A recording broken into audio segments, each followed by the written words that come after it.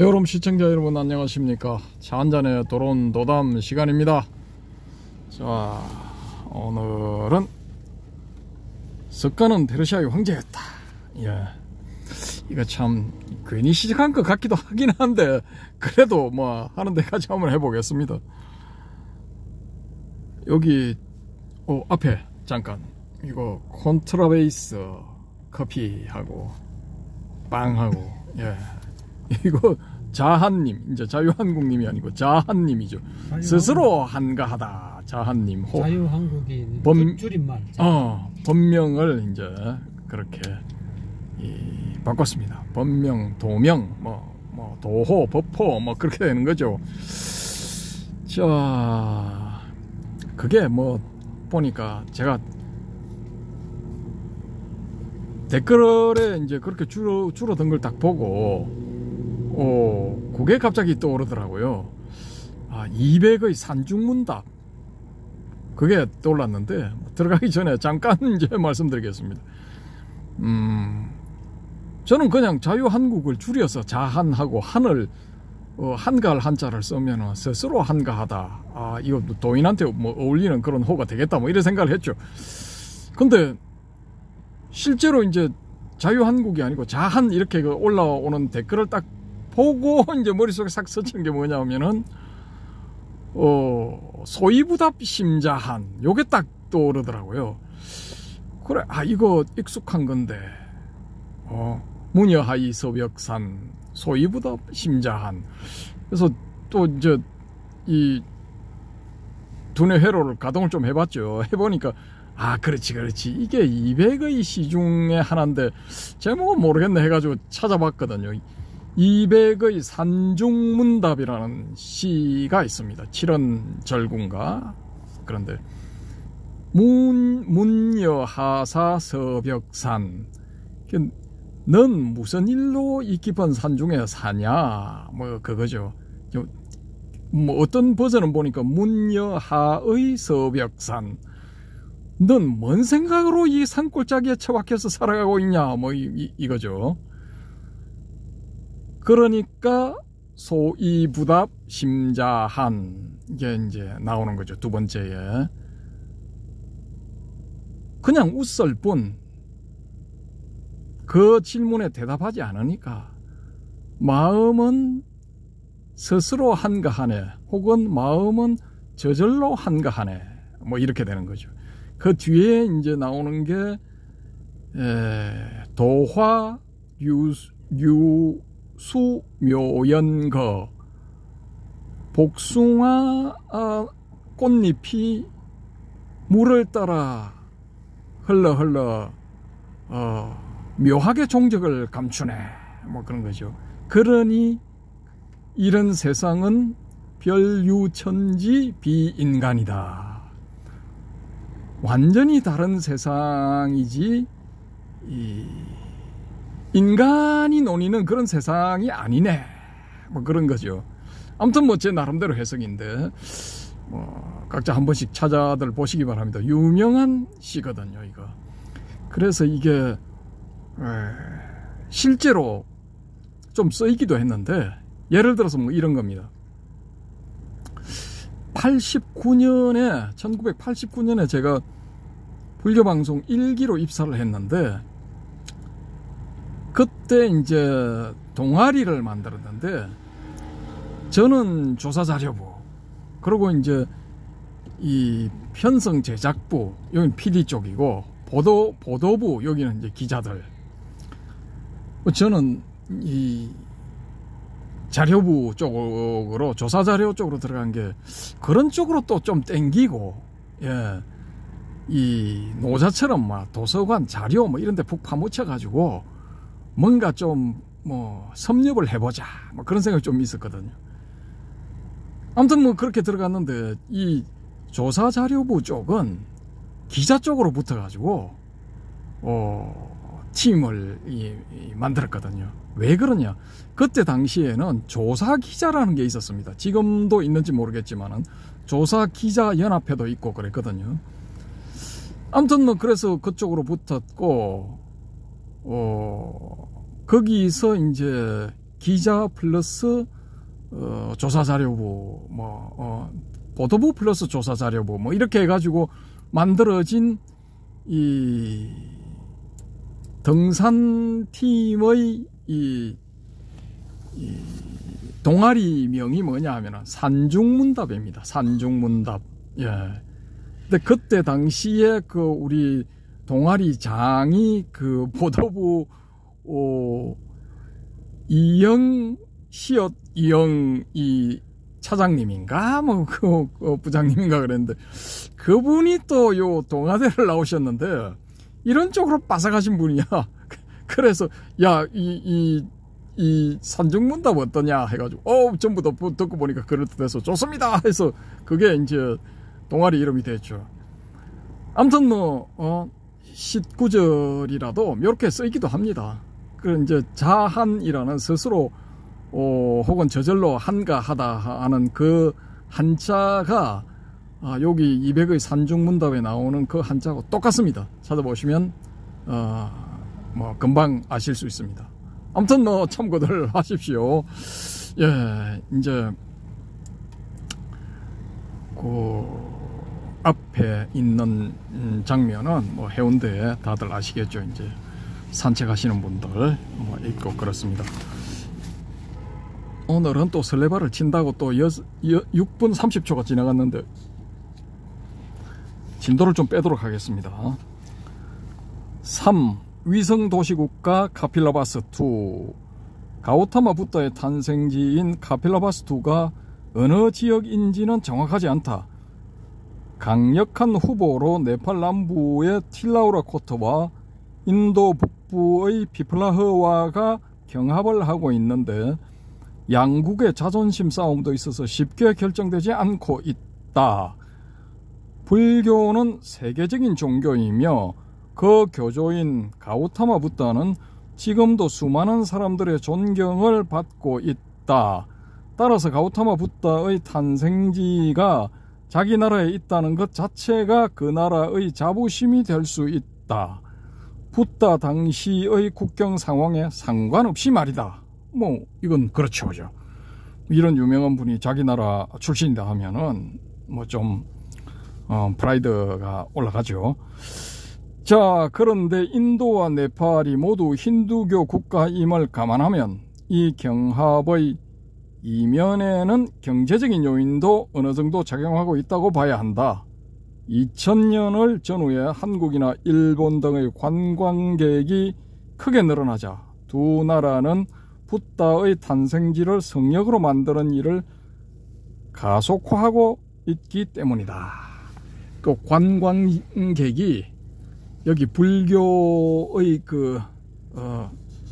성지 4대 성지 그런 거 있죠. 8대 성지 이런 데 보겠다고 한국, 일본에서 무지하게 갑니다. 그러니까 여기 이제 정비를 하면서 대대적으로 선전할 필요성이 있다 라고 판단을 한 인도와 네팔이 신경을 좀 많이 쓴 거죠. 자, 이 카필라 추정 지역 지도가 있는데 이거 잘 안 보이실 겁니다. 그래서 이거 사진은 그냥 건너뛰도록 하겠습니다. 이거 네팔 쪽은 네팔 국경 안으로 조금 들어간 부분인데 틸라우라 코트가. 근데 인도 쪽은 거의 국경에 붙었습니다. 거의 국경에 붙었는데 아무튼 그렇습니다. 자, 본문 내용 다시 들어갑니다. 혹시 카필라바스2는 두 지역을 모두 포함한 곳이 아닐까 저의 생각입니다. 하지만 다음과 같은 이유 때문에 그럴 가능성은 낮다. 첫째, 나라 이름이 도시 이름을 딴 카필라이다. 카필라바스2니까 도시 이름을 딴 카필라가 되는 거죠. 이건 아니다. 첫째, 나라 이름이 도시 이름을 딴 카필라이다. 그러니까 카필라바스2라는 도시의 이름을 따서 카필라국이라고 불렀죠. 둘째, 카필라바스2는 카필라 성 이런 겁니다. 캐슬, 바스2, 캐슬입니다. 둘째, 카필라에 관한 기록에 카필라바스2를 제외한 다른 도시 이름이 보이지 않는다. 셋째, 카필라를 카필라성이라고도 부른다. 따라서 카필라국은 카필라바스2라는 하나의 도시 혹은 성어로 이루어진 도시국가나 성읍국가로 볼 수 있다. 아마 도시나 성 주변의 농경지나 하천 등은 카필라의 소유였을 것이다. 그렇다고 해도 현대적인 개념의 국가와는 아주 거리가 멀다. 거리 멀죠? 근데 우리 뭐 도시 하나로 된 나라 있죠, 그죠? 어디더라? 뭐 유럽의 리히텐슈타인인가? 거기도 있고, 또 로마 안에, 이탈리아 안에 로마, 그 이탈리아의 수도 로마 안에 또 바티칸 공국인가? 뭐 그렇죠. 이 바티칸 거기 그 천주교의 본부를 중심으로 한 그 일대도 뭐 하나의 나라처럼 그렇게 운영을 하고 있죠. 그래서 유엔에도 대사 파견하고 뭐 기타 등등 받아주는 나라는 파견하고 있죠. 아무튼 뭐 또 본문갑니다. 한편 카필라의 이웃에는 코살라라는 강대국이 있었다. 겐지스강 중상류의 자리를 잡은 코살라국은 동쪽의 마가다와 자웅을 겨룰 정도로 강력한 힘을 가진 나라다. 아리안이 세운 코살라에는 수도인 슈라바스티, 사위성이라고 번역되는 곳이죠. 수도인 슈라바스티를 중심으로 사케타, 세타브야 등의 도시가 있었다. 요 외에도 뭐 제법 있습니다. 요 외에도 워낙에 이제 국가가 넓기 때문에 그렇습니다. 코살라는 가우타마 시타르타가 태어나기 전에 북쪽으로 세력을 확장했는데 그 결과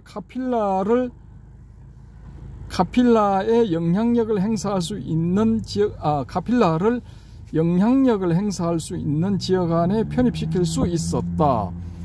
불교 쪽의 여러 가지 기록을 종합해보면 카필라가 코살라의 식민지는 아니었다. 코살라가 카필라를 직접 통치하거나 자국의 주민을 이주시킨 기록은 없다.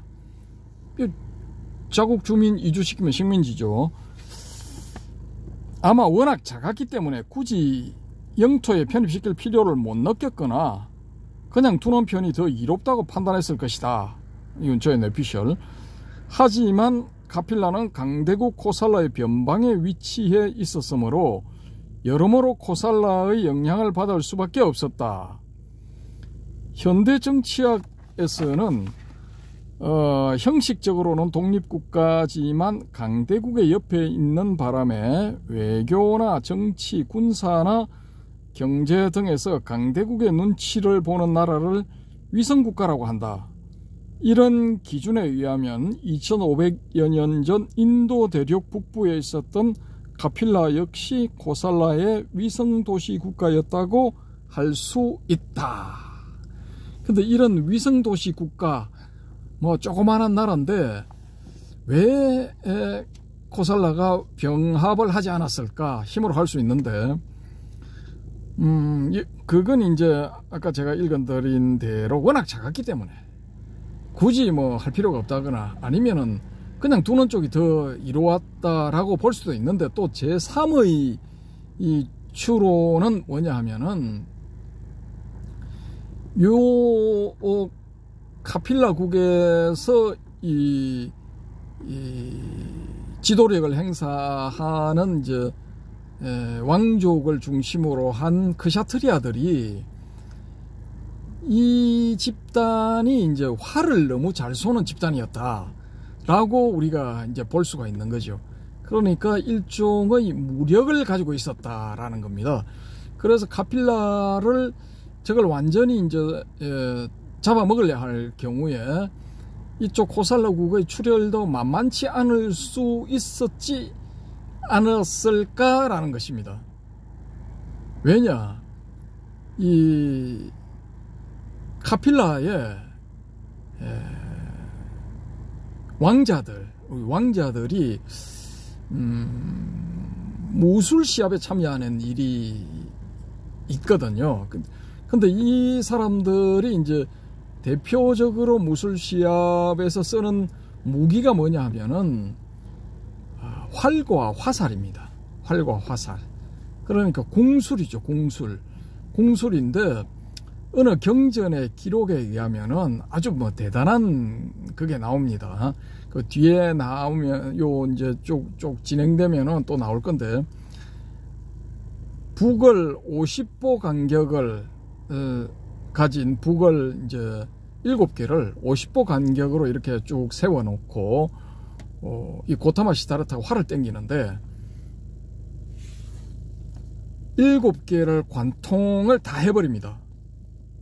근데 50보 간격의 7개면은 사이가 이제 6개니까 5, 6, 30이면 300g이죠. 300g 밖에 있는 그 사이사이에 위치해 있는 북들을 다 관통을 해가지고 더 날아간다라는 거죠. 이 뭐 엄청난 힘이죠.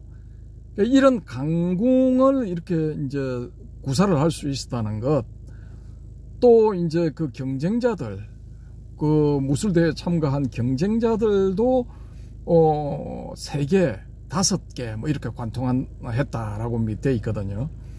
그럼 지금 이제 50보 간격으로 북을 이제 소가죽 북을 세워놓고 활을 쏘아서 그걸 관통할 만한 사람이 지금 몇 명이나 있을까요? 그런 강궁을 당겨서 50m 밖에 있는 북 하나라도 그걸 관통할 수 있는 사람이 이 지구상에 몇 명이나 있을까요? 저는 뭐 확률적으로 거의 불가능하다고 보거든요, 이것도.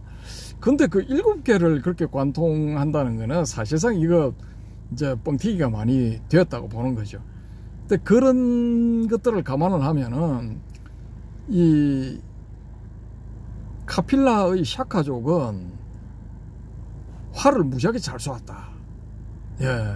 그러면은 우리가 생각할 때는 총이 있으니까, 지금 현대전에서는 활 그거 뭐 있어봤자 뭐 백약이 무효죠, 총 앞에서는. 근데 그때 당시에는 총이 없었기 때문에 활이 이게 엄청난 무기였답니다, 전투 시에. 이 활로 인해서 죽거나 부상당하는 경우가 굉장히 많았다고 하거든요. 그러면은 코살르국 입장에서는 카필라국은 이게 일종의 이제 고섬도치 같은 그런 나라다라고 이렇게 우리가 추정을 한번 해볼 수가 있는 겁니다. 아무튼 뭐 뭔가가 있었겠죠. 자, 4번 석가족과 가우타마 시타르타는 어떤 인종이었을까? 오늘은 뭐 여기까지 하겠습니다. 가우타마 시타르타 붓다를 배출한 샤캬, 저는 샤캬라고 했는데 이게 이제 좀 이유가 있습니다. 샤캬족은 일반적으로 아리안으로 알려져 있다. 이는 인도와 네팔 등지에서 입수한 불경 등을 연구한 유럽의 학자들에 의한 주장 덕분이다. 그들은 그들의 주장에 대한 근거로 다음과 같은 것들을 제시했다. 1번, 아리안은 태양을 숭배하는데 붓다가 스스로 샤캬족은 태양의 후예라고 함, 이런 말을 한 부분이 있거든요.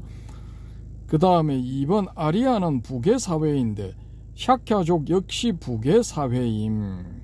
3번, 붓다의 성인 가우타마는 아리안계의 것임. 4번, 아리안 계통의 언어를 사용함. 5번, 샤캬족의 크샤트리아 계급은 아리안의 사성 계급 가운데 하나임. 예, 이런 5가지 이유 때문에 아리안족이라고 추정이 되었습니다. 특히 이제 4번, 아리안 계통의 언어를 사용함, 이건데 이게 이 초기불교 하시는 분들은 야 이거 빨리 아니냐 뭐 하시겠지만은 모릅니다. 정확하게는 모릅니다, 어떤 언어를 사용했는지. 근데 아무튼 뭐 아리안 계통의 언어였답니다.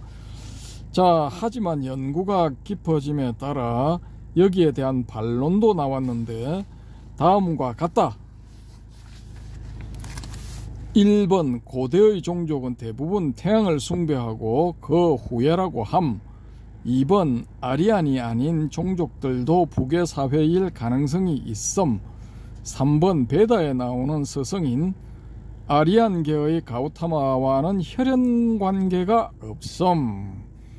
그러니까 이게 이제 가우타마는 아리안계의 성씨다라는 데 대해 가지고 이제 반론이죠. 베다에 나오는 서성인 아리안계의 가우타마와는 혈연 관계가 없음. 같은 가우타마라도 다르다라는 겁니다. 4번 언어와 인종이 100% 일치하지는 않음. 아리안계의 언어를 썼다 할지라도 인종이 아리안 인종은 아닐 수도 있다라는 겁니다. 이것도 일리가 있죠. 예. 5번 아리안 가운데는 브라흐만, 크샤트리아, 바이샤 등 여러 계급이 있지만 샤크야족에는 크샤트리아 외에 다른 계급이 없음. 근데 이거 저는 할 수 없는 게, 동의할 수 없는 게, 나중에 샤크야족이 이제 석가족이 절멸하는 원인을 제공했을 때, 이제 코살라국의 왕이, 파세나짓 왕이 이제, 야, 너가 혈통이 그렇게 좋으니까 내한테 공주 한 명을 시집 보내다오. 나도 그 혈통을 이어서 나의 후손을 보고 싶다. 이렇게 했는데, 석가족하고 비석가족하고 이렇게 이제 궁령가 신령가 하는 비석가족하고 이렇게 섞인 그런 반쪽짜리 소년가 처년가를 이제 공주로 속여서 보내잖아요. 그러니까 크샤트리아 인종만 있은 게 아니고 다른 사람들도 있었다라는 겁니다. 그게 막 섞여 있었죠. 크샤트리아 그런 사람들이 이제 시녀하고 샤카족, 석가족도 아닌데 시녀하고 그다음에 또 이거 청소하고 기타 등등 서비스업에 종사하는 사람들이 있었겠죠. 그런 사람들은 수드라 바이샤 계급, 그러니까 하청 계급 아니면은 안 해. 이거 석가족은 자기 종족에 대한 프라이드가 굉장히 셌거든요. 근데 그런 사람들이 소위 말하는 천한 일, 그런 일을 했을 가능성이 거의 없죠. 그러니까 한 사회가 상층부에 한 1만 명 정도가 있다 하면은 그 밑에는 10만 혹은 50만 혹은 100만까지도 그걸 지탱하는 하부 계급 사람들이 있어야 되는 겁니다. 그래야 그게 성립이 되지. 그냥 전체가 샤크야족에는 크샤트리아 외에 다른 계급이 없음. 이거 좀 그렇죠, 그죠? 그러니까 샤크야족 외에도 있었겠지만은 샤크야족에도 크샤트리아 외에 수드라 바이샤가 있었을 가능성도 있다라는 겁니다. 아까처럼 이제 혼혈해서 이제 나오는 그런 계급. 크샤트리아가 아니라 좀 낮은 계급이 됐겠죠. 바이샤, 수드라 여기도 나라는 작지만 상업에 종사하는 사람도 있었고, 또 왕들의 이름에서 알 수 있듯이 농업가라고 추정을 할 수 있으면 농경에 종사하는 사람들도 제법 있었을 거라고요. 그러면 우리가 크샤트리아는 이거 무사계급이고 전쟁이나 하고 군사적으로 활동하고 그런 사람들인데 농사를 지었다. 이거 좀 그렇죠, 그죠? 아무튼 저는 그렇게 생각합니다. 혹은 또 그리스의 스파르타처럼 거기는 자기들, 근데 스파르타의 지배계층은 전사계급이고 그 사람들은 제가 알기로는 농경에 종사를 안 한 걸로 알고 있거든요. 거기는 또 농경에 종사하는 농노 비슷한 그런 사람들이 있었던 걸로 제가 알고 있거든요.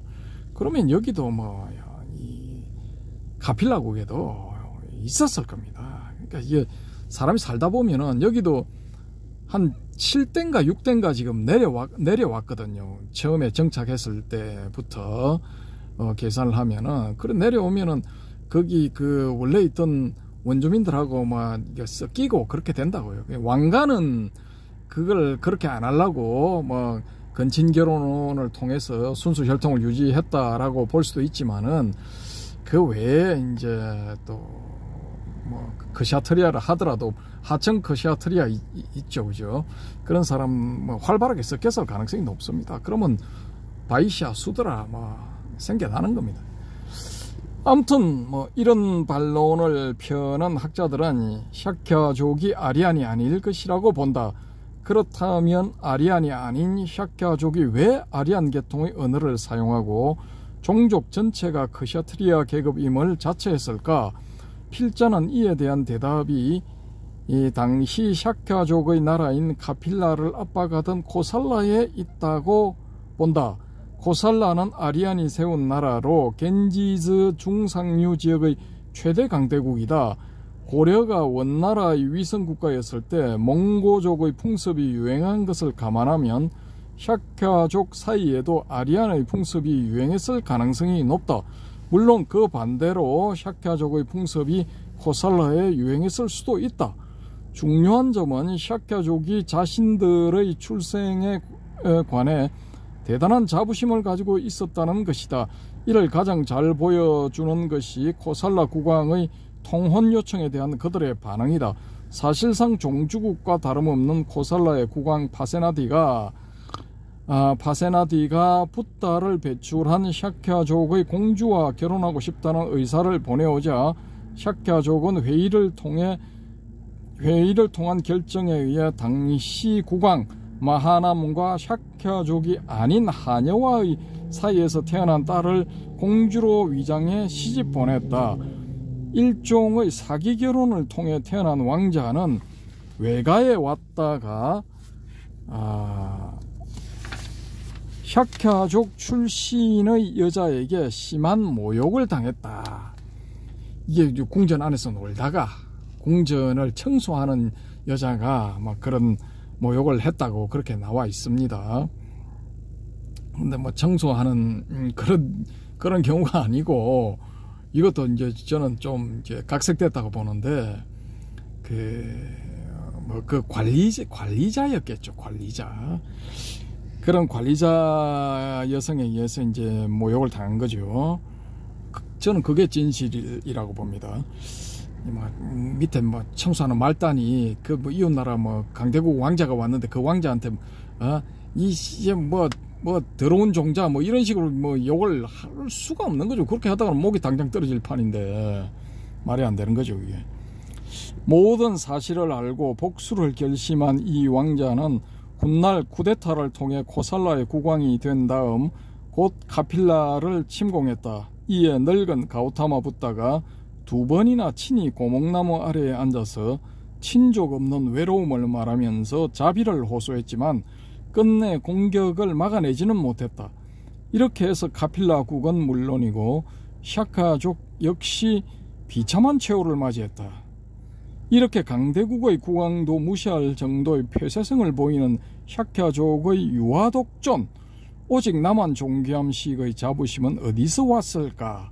필자는 그 해답을 스키타이에 있다고 본다. 스키타이는 중앙아시아를 중심으로 한 초원지대에 널리 분포했던 유목민족을 말한다.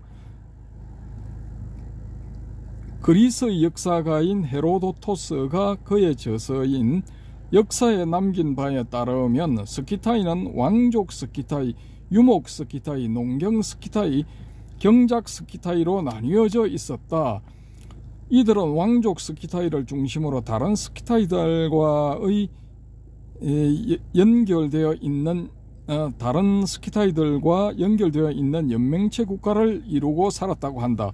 만약 그들의 연맹체 풍습이 스키타이에서 비롯된 것이라면 샤크야족은 왕족 스키타이였을 가능성이 매우 높다. 근데 이거 이야기를 읽어보면은 처음에 이제 6대 조상이 이제 7대 조상 자기 아버지가 겐지즈강 하륜가 거기에 왕으로 농사를 지으면서 사탕수수 농사를 엄청 했는지 감자, 즉 사탕수수 감자왕이라고 불렸는데 그 감자왕한테 이제 정실 부인한테서 난 아들이 3명인가 있었는데 그 아들들의 엄마가 이제 일찍 돌아가셨는가 하여튼 그렇게 해서 후처가 들어왔는데 후처 밑에 또 아들이 하나 났어. 근데 후처가 사바사바해서 자기 아들을 이제 왕으로 만드는 공작을 꾸며가지고 한참 진행되고 있는 상황인데 이걸 본처의 아들들, 그러니까 첫째, 둘째, 셋째 왕자가 알아차렸어. 그래서 이 사람들이 다 이제 호인이라서 그런지 야 우리가 자리를 피하자 해서 3명이 다 북부 지역으로 올라갑니다. 올라가는데 북쪽으로 올라갈 때 이 사람들만 간 게 아니고 처자식, 또 신하들, 일부 신하들의 처자식, 또 뭐 거기에 따르는 하인들, 하여튼 뭐 또 그 사람들을 따라가려는 백성들, 뭐 기타 등등 해서 뭐 몇백 명인가 몇천 명인가 올라간단 말입니다. 그러면은 거기에 순수하게 이 카필라바스토에 정착했던 샤키아족이 전부 왕족 스키타이다, 뭐 왕족이다, 혹은 크샤트리아다 하기 좀 그렇죠, 그죠? 예, 이건 좀 말이 안 되는 거야.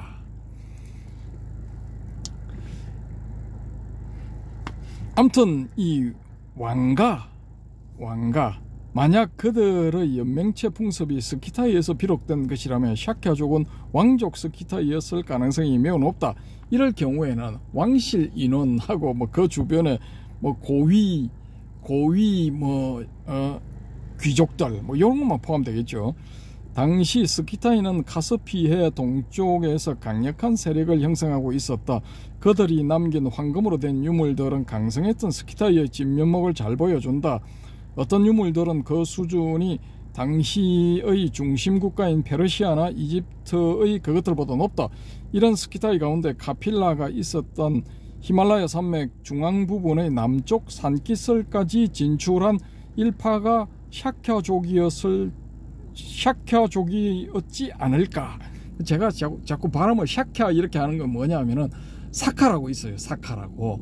근데 이 족속은 뭐 공식적으로는 좀 늦게 나타납니다. 늦게 나타나 가지고 뭐 기원 후 한 5세기인가 뭐 그때 이제 사라지는 걸로 종족 전체가 이제 단멸 그냥 사라져 버리는 거죠. 사라져 버리는 걸로 나오는데 이게 이제 그 스키타이하고는 다르답니다. 다르기 때문에 이제 저는 구별을 해서 요 카필라바스토에 살았던 사람들, 이 상층부를 형성했던 사람들을 부를 때 구별을 해서 샤키아라고 불러보자라는 그런 의미입니다. 이제 참고를 하시기 바랍니다. 샤키아족의 그 위에 있네요. 이런 스키타이 가운데 카필라가 있었던 히말라야 산맥 중앙 부분의 남쪽 산기슭까지 진출한 일파가 샤키아족이었지 않을까. 카스피해 동부 지역 스키타이의 명칭이 사카였던 점을 고려하면 가능성이 높은 추정이다. 이건 뭐 어디까지나 제 생각이고 다른 분들은 뭐 절대 이렇게 안 봅니다. 샤키아족의 이런 배경이 인도 대륙의 북부에서는 소수이고 약자임에도 불구하고 그들이 무리수를 두게 할 정도의 강력한 자부심을 가지게 만든 것이었지 않을까.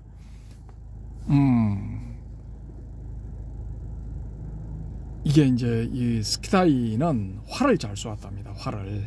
예, 이건 이제 다 인정하는 의견인데, 그러니까 이 종족도 아까 제가 말씀드린 대로 활을 잘 쏘았기 때문에 그 일파였지 않을까라는 거죠. 저도 이제 그 유원지 같은데 그런 데 가면 이제 한 번씩 땡겨 보는데 안 땡겨집니다.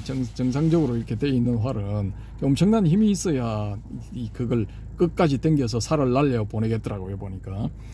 아무튼 뭐 옛날에는 그 활을 잘 쏜다, 이게 엄청난 무력을 의미했답니다. 예. 이런 측면에서 필자는 가우타마 시다르타의 모습이 당시 카스피해 동쪽에 살던 인종의 모습과 같았다고 본다. 저의 추정, 저의 내피셜입니다. 이는 흰 피부를 가진 아리아 인종이라는 주장과 갈색 피부를 가진 몽고 인종이라는 주장과는 다른 제3의 주장이다. 현재 샤키아족과 사카, 스키타이의 일파족과는 연관이 없다는 학설이 지배적이지만 앞으로 연구가 진척되면 사카를 포함한 스키타이에 관한 새로운 정보가 나와 필자의 주장을 증명해 줄지도 모른다. 저의 주장입니다. 그러니까 좀 더 연구가 진행되도록 기다려보자 라는 게 제 의견입니다. 혹시 스키타이의 일파인 사카가 인더스 문명을 세웠던 주체가 아니었을까? 아무튼 필자는 가우타마 시다르타가 카스피해 동쪽 지방에 살았던 스키타이의 일원이었다고 본다. 예.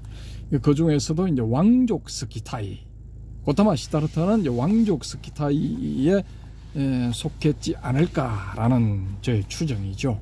그리고 카필라바스도 거기는 왕족 스키타이뿐만이 아니라 뭐 여러 인물들이 살았다라고 보여집니다. 그리고 실질적으로 우리가 지금 이제 바라문이다, 크샤트리아다, 수드라다, 바이샤다, 뭐 바이샤, 수드라 뭐 이렇게 불가촉 천민 뭐 이렇게 나누는 거는 훨씬 후대에 이게 형성이 되었답니다.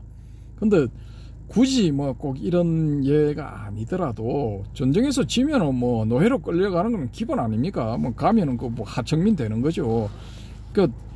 그 이긴 쪽 사회의 정상적인 그 계층 안에 못 들어가는 겁니다. 못 들어가고 이제 전쟁에 져서 끌려가서 이 노예 생활 하는 사람들은 소위 말하는 이제 하이어라키, 그 사람 입장에서 그 이긴 쪽을 봤을 때는 거기는 전부 하이어라키죠.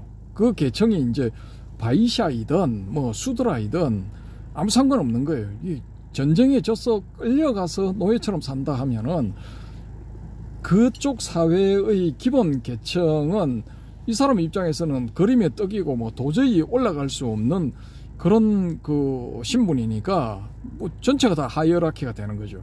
근데 그 사회 안에서 볼 때는 또 이 바라문하고 크샤트리아만 하이어라키고 바이샤 수드라는 또 아니죠, 그죠? 그래서 이게 이제 상대적으로 뭐 그렇게 되는 거죠.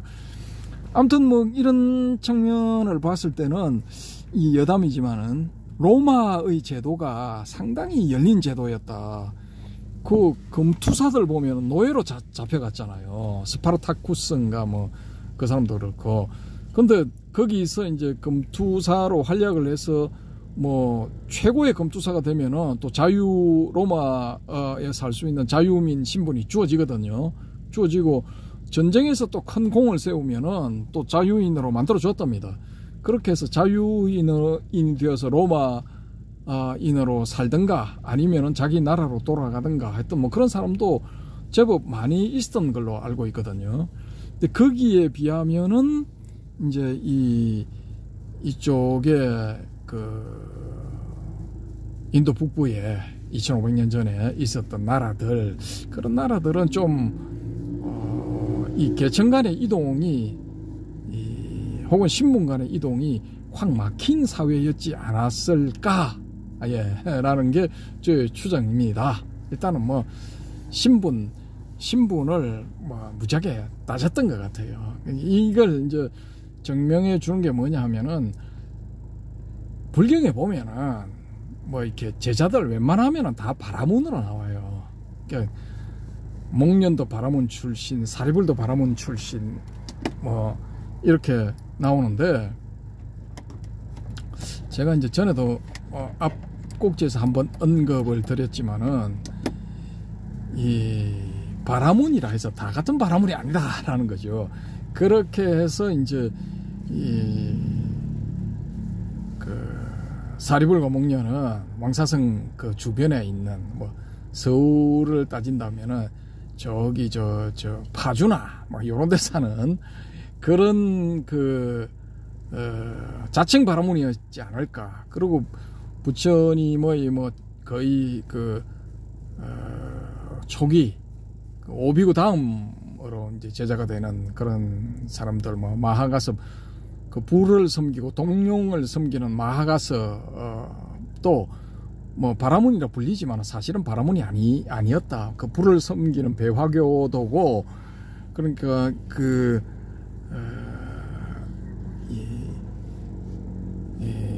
정통 바라문 뭐 이런 쪽하고는 거리가 멀다라고 이제 제가 말씀을 드렸더니만 바람의 금객님, 바람님 이제 약자를 바람으로 불러달라라고 이제 요청이 있었습니다. 그래서 바람님으로 통일을 하겠습니다. 이 바람님 의견은 불과 동룡을 섬기는 가섭 사명제, 각각 500명, 300명, 200명의 제자를 거느린 가섭 삼형제와 그 집단 전체가 그 바라문 계급이었을 가능성이 있다라고 이제 말씀을 하셨는데, 저는 이제 그걸 보고 이제 언뜻 머리에 떠오른 게 뭐냐면, 아니 그렇다면은 불경에 왜 그 가섭 삼형제는 그 불과 동룡을 섬기다가 고타마 시타르타한테 이제 이 말하자면 설득당해서 그의 제자가 된 것까지는 좋은데 그걸로 왜 끝이냐. 그렇게 그 마가다국 빈비사라 왕의 뭐 고문 내지 자문을 할 정도의 중요한 인물들이었다고 할 것 같으면은 그 뒤에도 등장을 좀 해야 되는데, 제가 알기로는 뭐 그걸로 땡인 걸로 알고 있거든요. 한 번인가 두 번인가 나오나? 아무튼 사리불 목련에 비해서는 그 뭐 천지 차이죠. 인용되는 그 빈도수가. 그러니까 이 중요도가 그만큼 떨어졌다라는 거죠. 그 지방에 그 물론 뭐 수도인 왕사성 주변에 살았다, 뭐 수도권이었다 할지라도 수도권 주변에 조그마한 촌락에 뭐 자칭 바라문인 이거 뭡니까 이거 사리불이나 목련보다도 훨씬 언급이 안 된다면은 이건 그 바라문이라고 할 수가 없지 않느냐라는 거죠. 그냥 다른 그 대외적인 관계도 있고 뭐 또 내부적인 문제도 있고 하니까 다 바라문이라 불려준 거지 않을까. 근데 이 사람들이 바라문이었다면은 거기 뭐 불을 섬기기도 했고, 그 베다에도 보면 불의 신 아그니도 나오잖아요. 그러니까 그 불의 신 아그니를 섬기는 그런 그 바라문 계급이었다라고 우리가 가정을 할 수도 있죠. 근데 동룡을 왜 섬기냐라는 겁니다. 동굴에 살고 있는 큰 뱀, 뱀도 이제 뭐 그 정도 되면은 도끼를 뿜어낼 수가 있죠. 그게 무섭지. 뭐 인신공양도 하고 했을 거라고 추정이 됩니다만은, 그걸 부처님이 단신으로 그 동굴에 들어가서 간단히 그냥 뭐 제거를 해버리죠. 사실상의 제거지. 그런 그 동룡을 왜 섬기느냐라는 겁니다. 동룡을 섬기는 이보다 브라만 범천을 섬기고 인드라 제석처를 섬기고 뭐 그렇게 하는 게 훨씬 더 나았을 건데, 그죠? 바라문이라면은 그렇게 했을 거라는 거죠.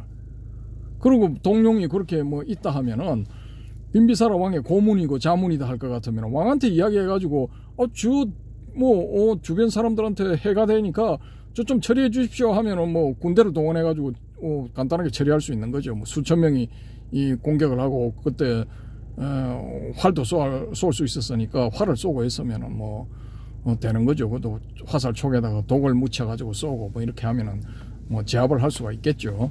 근데 그렇게 안 했다는 거는 그 바라문이었을 가능성이 거의 없었다. 뭐 저는 그렇게 봅니다.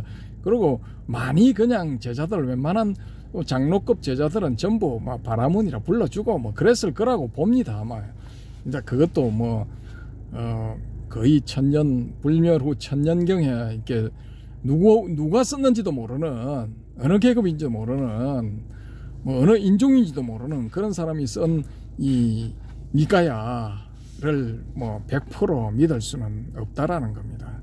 여담으로 지금 벌써 43분 48초 지나고 있습니다. 근데 여담으로 그 성경 있죠, 성경. 마태복음, 누가복음, 또 요한복음, 또 하나가 뭐죠? 우리 그 미션 중학교 고등학교 나온 해오롬님. 네? 미션 그 기독교 계열, 기독교 미션. 계열. 예. 거기 나오는 해오롬님 질문: 성경은 누가 썼습니까? 4대 복음서 누가 썼습니까? 4대 복음서 뭐 마태복음, 마가복음, 누가복음, 그 제자들이 그 예수를 따라서 수행하다가 자기들이 보고 듣고 한 걸 기록해서 남긴 게 아닐까요? 저도 정확하게는 모르겠습니다. 예. 요한복음도 있고 뭐 다.